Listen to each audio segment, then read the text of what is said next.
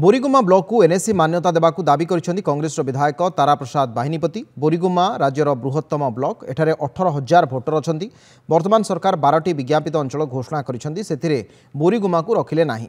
मु कांग्रेस विधायक होइथिबारु बोरीगुमा एनएसी घोषणा करा जाय नाही बोली से सरकार विरोध में सांघातिक अभियोग आनी। तुरंत बोरीगुमा ब्लॉक को एनएसी मान्यता दि जाऊ। आसंता काली बोरीगुमा ब्लॉक बंद करा जिवो बोली कहिसंती तारा।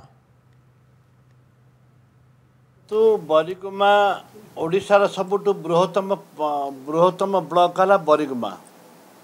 पाखापाखि 32टी पंचायत अच्छी। प्रॉपर बोरीगुमाटा है 18,000 भोटर्स अच्छा बोरीगुमा। तो सरकार 12टी विज्ञापित अंचल घोषणा कर भितर बोरीगुमाटी नहीं। ये जानी शुणिकी जेहेतु मु कांग्रेस विधायक से रही जानी शुणिकी सरकार ताकू उपेक्षित कर अवहेला कर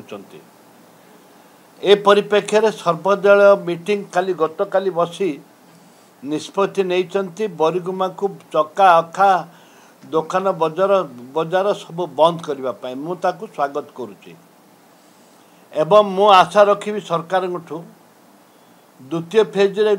द्वितीय फेज रे करिवार आवश्यकता निहाती जरूरी अच्छी।